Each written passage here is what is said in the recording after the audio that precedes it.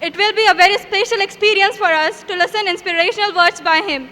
तुमने सवारा है गुलों को शगुफों को खार को, तुमने सवारा है गुलों को शगुफों को खार को, तुमने हयात बख्शी है फसले बहार को. Professor doctor Syed Hamid Hashmi sir. अस्सलामु अलैकुम रहमतुल्लाहि बरकातहू. स्टूडेंट्स में एक रिक्वेस्ट है, should I speak in English और उर्दू और Hindi, so that there will be better discussion with you. क्या चाहिए आपको, उर्दू, हिंदी या English? So will do that. Whenever I think that it should be explained in English, I will explain in English, and when you need Urdu, I will explain in Urdu, right? So at the outside, I thanks the organizer, particularly my Shagird. Hi sir, he is my student. He has done BTech and MTech under me in Parvani. So few days back, he called me on phone that sir आप आइए. अब मेरी तबीयत के लिहाज से मैंने उन्हें इनकार किया था, लेकिन स्टूडेंट का मुझे मानना ही पड़ा, इसलिए मैं यहाँ आया है. अब इसके आगे की तकरीर में मैं आप लोगों को स्टूडेंट्स नहीं बोलूँगा. क्यों? कि जब स्टूडेंट्स और टीचर का रिलेशन होता है तो स्टूडेंट थोड़ा खौफ में रहता है कि कैसे क्वेश्चन पूछे जाए सर से. So I will call you friends, dear friends, right? Now for every success, हर कामयाबी के लिए आपको 3P प्रिंसिपल इस्तेमाल करना पड़ेगा. क्या? 3P, 1P, 2P, 3P. The first P stand for, पहला P क्या किसे? Punctuality, and particularly punctuality in time. Time की, वक्त की कदर करो. जबकि वक्त निकल गया तो फिर वक्त वापस नहीं आता. और वक्त की अहमियत इस्लाम में भी बताई है, राइट? मिसाल के तौर पर टाइमिंग ऑफ प्रेयर, नमाज की टाइमिंग, फजर के टाइम की फिक्स है, वही टाइम पे आपको नमाज ना पढ़ते. जोहर के टाइम पे आप फजर नहीं पढ़ सकते, तो इस्लाम में उसको भी अहमियत दी हुई है, राइट? तो first point of view is punctuality in time. Second is positive thinking. This is the most important in your life, that always should you think positive. So I will quote examples. Abdulla गिलास ये दो, पानी की बोतल दो, खाली करिए. गिलास है कि गिलास दो, खाली गिलास लो. This practical I want to show you regarding the positiveness, how your mind goes towards the positive thinking, right? एक गिलास दो, आधा पानी डालो, आधा डालो. Now this is glass with water. So मैं आपको पूछूंगा कि इसमें क्या है, आपकी क्या है थिंकिंग, क्या है? बोलिए. गिलास में क्या है? पानी. कितना है? आधा है. आपको इसको दूसरे तरीके से बोल सकते हैं कि पानी जब आधा है, मतलब सिर्फ आधा, और आधा गिलास खाली है. और किसी का जवाब है कि आधा गिलास भरे हुआ है. तो इससे दो आंसर्स में पॉजिटिव थिंकिंग कौन सी है? आधा गिलास भरा हुआ है, खाली नहीं. So means your approach is positive, right? Thank you. And third is promptness. आपको अपने हर काम में प्रॉम्प्टनेस रहना चाहिए. अब इसके बाद थोड़ा सा मैं शिफ्ट होता हूँ तुम्हारे एजुकेशन स्टाइल्स पे. और हर स्टूडेंट के लाइफ में 3 स्टेजेस होते हैं तालीम के, राइट? कितने? 3. The first stage, a boy और गर्ल जब पैदा होता है, घर में छोटा रहता है, थोड़ा बड़ा होता है, बातें करता है, चलता है, सब घर के लोग उसके पीछे रहते, उसके खाने के, उसके पीने के, देखने के. जब अच्छी तरह बोलना चाहता है, लिखना चाहता है, ये चलना चाहता है, तो सब घर वालों को कहते हैं इसको भी स्कूल में डाले. तो ये स्टेज पे everybody at home is behind that child, right? ये स्टेज तो आपके लाइफ से हो चुकी है, यस? अब दूसरी स्टेज क्या है? प्राइमरी से 10वीं और 12वीं तक। यहाँ पर आपके साथ सिर्फ आपके हेड ऑफ़ द फैमिली ही रहते हैं, वो भी आपके क्लास के फीस के किताबों के बारे में, और वो भी आपने कर चुके, 10वीं कर चुके, 12वीं कर चुके। लेकिन आज जो स्टेज है आपका, third stage, this most important in your life, बहुत अहमियत रखता है। यहाँ पर आपके साथ कोई भी नहीं है 12वीं पास करने के बाद, राइट? आपको खुद यहाँ डिसीजन लेने का आज ही इसी हाल में कि 12वीं के बाद आपको क्या बनना है, क्यों बनना है और कैसे बनना है, right? So you start thinking here कि क्या बनना चाहते हैं आप, ठीक है? अब एक क्वेश्चन आपसे आपके सामने है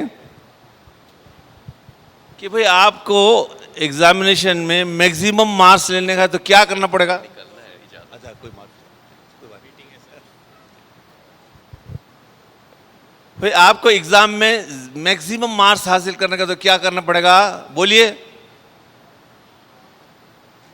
अरे बोलो ना भाई, जबान है ना। क्या करना पड़ेगा? पढ़ना पड़ेगा, बहुत लिखना पड़ेगा, राइट? पढ़ना पड़ेगा ना। लेकिन खाली पढ़ने से आपको मैक्सिमम मार्क्स नहीं मिलते। एक समझो आपके क्लास में 10 बच्चे हैं, तो 10 बच्चों ने एक पेपर सॉल्व किया, जिसमें से 8 बच्चों ने बहुत लिखा, फुल लेंथ आंसर्स लिखे, और 2 ने कुछ शॉर्ट लिखा, 6-7 क्वेश्चन लिखे, मतलब थोड़े लिखे। बस जब वो इवॉल्वेट करा जाता है तो वो 8 बच्चों को बहुत कम नंबर मिलते हैं जिन्होंने फुल पेपर लिखा, और जिसने थोड़े 5-6 क्वेश्चन लिखा उसको ज़्यादा मार्क्स। क्यों? What is the reason? अरे भाई, आपने जो लिखा है वो इवॉल्वेटर को समझ में आना चाहिए ना कि आपने क्या लिखा। अब कीड़े मकोड़े भर दिया आपने तो उसको पढ़ना ही नहीं आ रहा, तो क्या मार्क्स देगा आपको? और जिसने थोड़े क्वेश्चन किया लेकिन हैंडराइटिंग अच्छी है उसकी, तो वो उसको मैक्सिमम मार्क्स मिलेगा, राइट? तो फर्स्ट आपको एजुकेशन के सक्सेस के लिए आपकी हैंडराइटिंग इम्प्रूव करना ज़रूरी है। आप आज ही से अपने हैंडराइटिंग को इम्प्रूव करना चालू कर दीजिए। अब दूसरी चीज़, एक ख़ास टेंडेंसी है अपने बच्चों में, एग्जामिनेशन फोबिया, डरते एग्ज़ाम से। फुल स्टडी रहती, घर पे से निकलते वक्त बस जाते तैयारी करके, ये पढ़ लिया मैं, वो पढ़ लिया, ये पढ़ लिया। जैसे एग्ज़ाम हॉल के अंदर पैर रखते, सब ऑफ। कंप्यूटर के वैसा माइंड है, पूरा कंप्यूटर में फिट करके आते, लेकिन जैसे एग्ज़ाम हॉल में जाते, ओवरलोड कंप्यूटर क्या हो जाता आपका? हैंग हो जाता। आप कुछ भी नहीं लिख सकते। बैठ के बस कुछ फिजिकल प्रॉपर्टी पूछा है तो केमिकल लिखते, ये लिखा है तो वो लिखते, यानी कि उल्टे सीधे जवाब लिख के आ जाते। और बाहर आया बोलते हाँ मैंने ये छोड़ा दिया, मैंने वो छोड़ा दिया, सब कर दिया, और रिजल्ट आया तो फेल। तो ये जो फोबिया है, ये है जो, ये क्यों हो रहा है आपको इसकी तैयारी करना पड़ेगा। एग्ज़ाम हॉल में क्या है ड्यूटी आपकी? कम से कम कितने घंटे बैठना है? 3 घंटे। खाली बैठना नहीं है मक्खियाँ मारते, आपको क्या करना पड़ेगा? उसमें कुछ लिखना पड़ेगा ना 3 घंटे। इसका मतलब है आपको एक जगह बैठना पड़ेगा 3 घंटे कॉन्स्टेंटली, और एक 3 घंटे बैठने की हैबिट करना पड़ेगा, राइट? तो कंटिन्यूस आप क्या करो, अभी first year, second year, third year, आपको 3 साल है, तो जब भी कोई भी एग्ज़ाम की तैयारी करने का है, आपको तो बैठने की आदत होना चाहिए एग्ज़ाम हॉल में, लिखने की आदत होना चाहिए। अब इसमें सबके सब तो बच्चे मेडिकल को नहीं जाने वाले, सब डेफिनेटली कोई फर्स्ट ईयर सेकंड ईयर करेगा, कॉमर्स करेगा, आर्ट्स करेगा, साइंस। तो आप क्या करो, switch to the other line. आप सर्विसेज, पब्लिक सर्विस, अभी साहब ने बताया ना, पब्लिक सर्विस कमीशन आपको, यूपीएससी, एमपीएससी का, आप क्या करो, स्टडी करो। तो इसकी स्टडी करने के लिए डायरेक्ट पढ़ना मत चलो। आपके पास, सबके पास एंड्रॉइड फ़ोन है, सुबह उठे कि 10 साल पहले से ये चालू करने का है। 2022 का टॉपर कौन था यूपीएससी में, एमपीएससी में कौन था, उसका इंटरव्यू आपने सुनना है रोज़, एक सुबह, दोपहर, शाम। ऐसा आप 1 महीना सुनिए, फिर 1 महीने के बाद इंशाल्लाह, मैं चैलेंज है कि आपका फ़ोन आएगा मुझे या अब्दुल्ला सर को कि भाई हमको फ्यूचर में कंप्यूटर सक्सेस और ये सिविल सर्विसेज करना है, राइट? अब सिविल सर्विसेज के जो इन्फॉर्मेशन है, आजकल मैं यहाँ टाइम बता नहीं लूँगा, उसमें आप गूगल में जाइए, examination conducted under UPSC list आ जाए, उसके अंदर बेसिक 2-3 इंफॉर्मेशन आपको जहाँ ले आना पड़ेगा। एक है कि बेसिक क्वालिफिकेशन क्या है उसकी, कौन सा ग्रेजुएशन चाहते हैं, कौन सा ग्रेजुएशन कर सकते हैं उसके अंदर, और दूसरा एज लिमिट, और तीसरा चीज़ क्या है कि how many attempt. Now I think that the attempt question is over, you have a limit, they don't have any limit of examination, 5 attempt 6 attempt, पहले अटेम्प्ट फिक्स थे 3 अटेम्प्ट 4 अटेम्प्ट। तो ये आपको क्या करना पड़ेगा, एक रजिस्टर बनाना पड़ेगा, रजिस्टर बना के उसमें ये लिखना चालू कर देना कि भाई examination conducted under UPSC 1 2 3 4, then criteria qualification, ये ग्रेजुएट, कौन सा भी graduate, then age limit, then you write down the syllabus also, don't take out the print, you write in own handwriting the syllabus, right, and keep it. अब तीसरी चीज़ है कि आपको पढ़ने की जो हैबिट है, तो सबसे पहले क्या करो आप, न्यूज़पेपर रीडिंग इम्पॉर्टेंट है। एटलीस्ट 2 लैंग्वेज, इंग्लिश और मराठी के पेपर आपको पूरे पढ़ना है रोज़, लेकिन खाली पढ़ने का नहीं, preservation of newspaper is important. नहीं तो हमारे पास क्या है, पेपर वाला आता है बाहर से फेंक देता, कभी कभी नाली में गिर जाता पेपर, इधर जाता, फिर बाद में ज़्यादा लेते, दाने लेते, आधे आधे आधे सब इधर होते, जब स्टूडेंट के हाथ में जाता तो एक ही पेज बचता उसका, बाकी के सब फाड़ फोड़ के बच्चे फेंक देते। तो आप मंथली मत लगाइए, आप रोज़ डेली न्यूज़पेपर जहाँ पे मिलते हैं वहाँ जाइए, और आपके बैग में स्टेपलर लेके जाइए, और स्टेपलर ले आके वहीं दुकान पे से उसको स्टेपलिंग करके घर लेके आइए, तो शाम तक वो सेफ रहता। उसके बाद आप उसको आपके अलमारी में रख दिए इस तरह। और दूसरी चीज़ कि आप जो पढ़ रहे हैं ना पेपर में, जो भी इवेंट्स, करंट इवेंट्स है, स्पोर्ट्स है, जो भी एक्टिविटी है, तो आप उसको हाइलाइटर से अंडरलाइन कीजिए, इंपॉर्टेंट चीज़ों को अंडरलाइन करते रहिए। अंडरलाइन करके फिर पूरे पेपर एक जगह रखने के बाद जो 1 महीने के पेपर हो जाते, उसका पूरा बंडल बना के रखिए। जब एग्जामिनेशन को जाएंगे आप, तो खाली उसमें से हाइलाइट्स पढ़ना चाहिए, राइट। अब दूसरी चीज़ कि कॉम्पिटिटिव एग्जाम में, पब्लिक सर्विस एग्जामिनेशन के लिए आपको ऐसे बड़े स्टार्ट में बड़े बुक पढ़ने की ज़रूरत नहीं।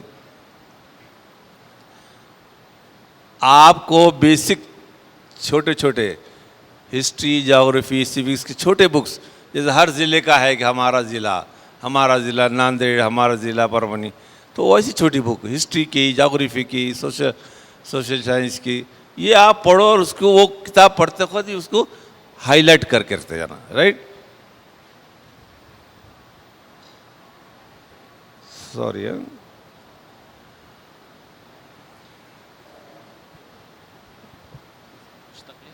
नहीं ये वो ही बज रहा था मेरा।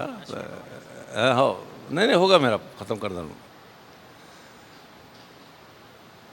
सो मैं मेरे जो कुछ व्यूज़ थे आपके सामने रखा, 1-2 शेर आपके सामने रखता हूँ कि फलक को छूना है तो परवाज़ शाहीन पैदा कर, पर फलक को छूना है तो परवाज़ शाहीन पैदा कर, टहनियों पर बसेरा करने से कोई फ़ायदा नहीं। मंजिल को आगे बढ़कर तलाश कर, अगर मंजिल मिल गई तो समंदर तलाश कर, हर शीशा पत्थर से टूट जाता है, ऐसा शीशा तलाश कर कि वो पत्थर को फोड़ दे।